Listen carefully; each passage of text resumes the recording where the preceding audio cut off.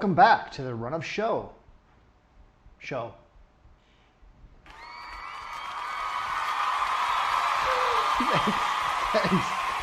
Thanks, guys. Thank you. Over to my left. And oh, too much.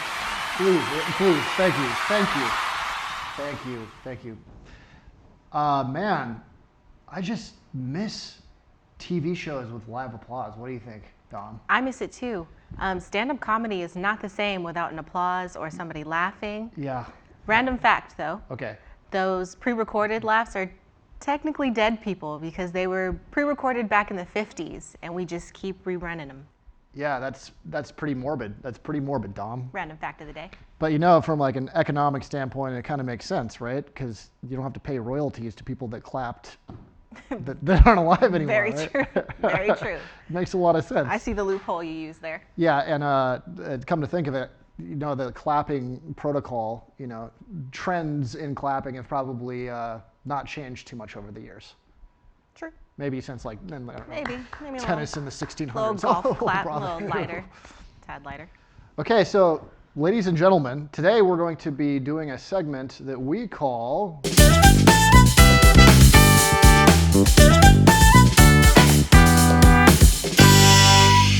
Show. Getting right into it. Live events. What's happening in live events? Well, sports is what's happening in live events. They are slowly making a comeback from NBA to MLB to UFC. They're making a comeback. They're making it. They're already back in some cases. So yes. Why don't we in some start cases, with the yes. NBA, Dom? What do we got? Okay. Well, the NBA plans to tip off again July 31st. Yep. Projecting that the NBA Finals will happen in October. October 31st? October 31st, yes. The NBA draft free agency will happen shortly after that as well. So they're kind of just speeding along, so they're on track for the next season. The NBA's Board of Governors is reportedly set to approve a plan for 22 teams to play 8 seasonal games. Yeah, sorry, Warriors fans, you didn't make the cut. Yeah, unfortunately. Kind of the top 8 in each division, plus 8 more teams. Plus 8 more teams, yes. Including the Pelicans. Yes. The Pelicans. Which is, yes. Right. Okay. I'm not even going to touch on that one. We're not keeping up with the Pelicans here in San Francisco, unfortunately. Not at all. Yes, so they will be going to Walt Disney World in Orlando. Yep. In their own bubble, pretty much. Bubble. It'll be their own NBA city, pretty much. Yeah. They'll be living amongst each other in, the resorts on the property. They'll have to be tested for the coronavirus every day. Yep. And the life in the bubble will be governed by safety protocols and things like that. But they still have their freedom to golf on the property, to eat outdoors, to basically live a regular life. Right? Specifically, they can eat outdoors. Specifically, yeah. That's all that was mentioned so far, yes. I also read that the preliminary, again, so they needed 3/4. The Board of Governors needs a 3/4 majority to win, and the word on the streets everywhere we're reading is that's going to unanimously pass because they want it back. They want it back. The players want to continue their season and get paid for that. And of course, we as the audience, we want to see the game. We want to see them make a comeback. Yeah, everybody wants something to root for, something to watch on TV. Definitely. Yeah. Because we're running out of stuff to watch. Yeah, there's Netflix is running low. I've watched Netflix already. So you got into like what makes this interesting from like the Run of Show is clearly a show about live events and technology. Yes. And the thing that's interesting about this is the bubble, right? Yes. Like everybody living in a city, so they're bringing all the event personnel, like the directors, the camera guys, the audio people. Yes. And 22 teams to live and not intermingle in this bubble. So Disney World is a huge place. It is. And they've got a lot of like high-end suites to stay in. So it's not like they're pretty much being separated from their family is what I'm assuming. Yes. And they're living together. I mean, they're not even letting like hotel staff into their rooms, and they're having people police the halls so people don't congregate. Yeah, so they're cracking down. There's a lot of interesting, I think the really interesting walkaways that we can see that might translate to other events that have, I guess, less money on the line than the NBA. coming back would be like the bubble aspect and the safety protocols. Yes. So I don't know how we can make a smooth transition into the UFC. Well, we forgot to talk about Florida, right? Florida is going to be a reoccurring theme. So yes. So let's use Florida to transition over to the UFC. Amongst all the sports that are coming about, majority is happening in Florida because Florida is leading the nation in reopening. Yes. Post-pandemic. Yep. So beaches, party churches, beaches. You know, took them forever to close the beaches at first. But yes, so the NBA is moving their whole game to Florida because they are the first to open and allow these things to happen. Yeah. And along with the NBA taking to Florida, UFC has taken to Florida as well. Yeah. For UFC Fight 249, and that happened on May 9th. At the VyStar Veterans Memorial Arena in Jacksonville. So Dana White is also pushing for the rest of the UFC fights to happen in Nevada.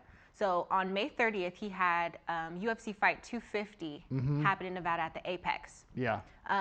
So he's pushing the NAC, the Nevada State Athletic Commission. He's pushing them to allow him to continue having UFC fights in Nevada until his Fighter Island is finished being built. Okay. And that is projected to be done in late June. So we've got May 9th. We did one in Jacksonville, Florida. Yes. That was 249. 250 happened in Nevada on May 30th at the Apex. So for non-UFC fans, we're going to get into like why all this is interesting because, I mean, liability, right? Liability is so interesting to us event professionals. Yeah, that was at top of mind when I heard he had an island. It makes sense. So therefore, Dana White has a fight island. They're building it out. They're creating an island that is going to allow people to fly in without needing visas because this is a global pandemic and different countries have different rules. Yes. And I think what's really interesting to me about what the UFC is doing here is first being on the very forefront, right? You know, these guys are gladiators. They fight each other, like literally they talk about killing each other. They break each other's arms and legs and eye sockets. And when you they swap blood in these events, and it's just this disgusting way, right? Like they fight and there's nothing, they're sharing everything.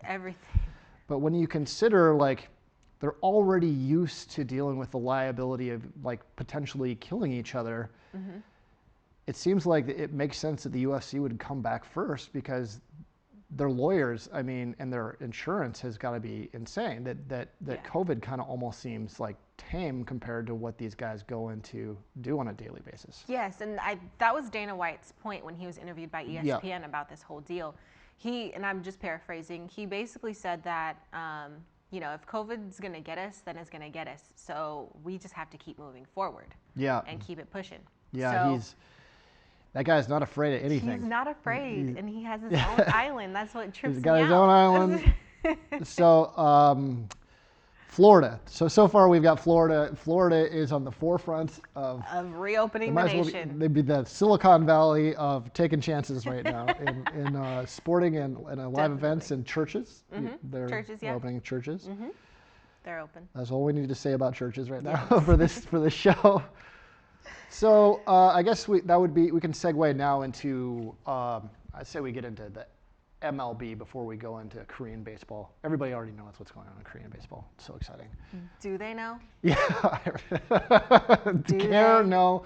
We'll talk about that in a second. Okay. But let's talk about the MLB. What's going on? So the MLB is in negotiations with the Players Association. Yeah. They had submitted a proposal to Major League Baseball for the 2020 season that would include, among other aspects, a 114 regular season game.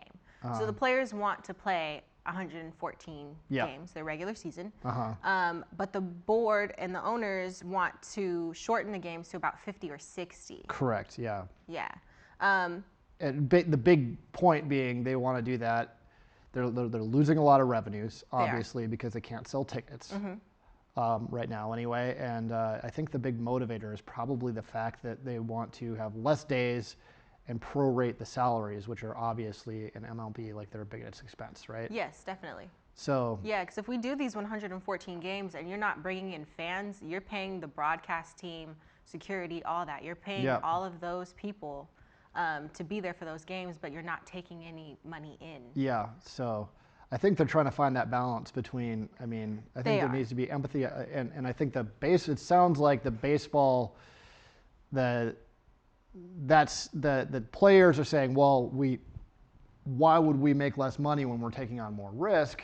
Yeah. And then the owners are like, why would we pay you full time when we're not making as much money? So I think that if they sat down and listened to each other, but there just seems to be like so many different like players and agents and organizations, it's just it's going to be an uphill battle. Definitely. I agree with your statement though, saying that they should sit down and really talk to each other and listen to each other, because if we make a drastic decision now, there might not be money later to actually do a full season.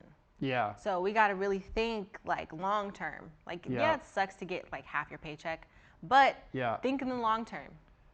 Yeah, it's not exactly a very relatable issue to have either, which is like half my $100 million paycheck or $50 million. Take these 50, 60 games and. Yeah, so it makes it hard. It makes it hard to negotiate that. And come across as relatable when you're like complaining about your going from 100 million to 50 million. We're coming to the end of a pandemic. Yeah. We're like halfway through the year as well. What do you expect type thing? And it's not the situation where they can do the whole bubble. I mean, they would be traveling to states that are open first. And that's another concern with MLB is the travel and how to navigate that with their players. So, I mean, from like a greater event perspective, what's interesting about that? This is probably a good opportunity to switch over to Korean, the KBO, the Korean Baseball Organization. Yeah. As we all know. The Korean Baseball Organization made a deal with ESPN to broadcast 6 games per week, so they can complete their season. ESPN. They're doing their full season there. Okay. Yeah, so the games will take place with no fans in attendance. Umpires wear masks. Yep. The players get checked for the virus every time they go into the arena. Yep. ESPN personalities will call the game from their homes, which is pretty cool. I like that remote That's a calling. cushy job, huh? Yeah, on your couch. Yeah. Just watching the game and calling it. Making the big bucks. Right. So at the time when they started up, the MLB was watching closely to kind of see their safety protocols and how they go about this. So I believe since we're at this little negotiation part with the MLB, I think they've taken note from Korean Baseball Organization, realize what they can do to, no fans, all that stuff. So Korea was pretty good at stopping like the coronavirus pretty early. They were. Yeah. Yeah. And the United States we're the world leaders in several elements right now, and being the best at. Anyway, so let's talk about, for non-sporting fans, we're a show about live events and technology, and we've been talking about lots of other live events, but it just so happens that the only live events happening right now are sports. There's just so much money in sports, and there's so much reason to get those sports back because they're working on revenue models and if not ticket sale models, but revenue models. Definitely. And all these sports teams, their seasons were pretty much like cut in the middle or at the beginning for baseball. So Korean baseball, MLB, what's interesting for event? Like what can we take away from baseball as it relates to other live events, stuff that we typically care about more? I think mainly we could take something away from the MLB and their whole negotiation and why the owners want to do just 50 to 60 games. Because as I mentioned earlier, what pays for the broadcast team to be there, security, sanitation, all that, is the fans coming, buying tickets, buying merchandise, buying food at the arena. So that's how the teams pretty much make their money and is able to pay the players. Yes. So if we have these 114 games, you're just going to run dry. Oh man, I might actually start watching baseball on TV. Just to help them out.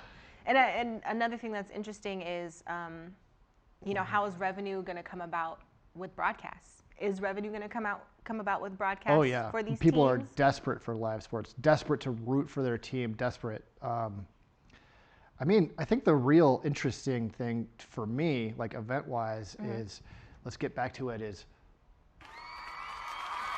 oh, thanks, Siri, Mom, thank you so much.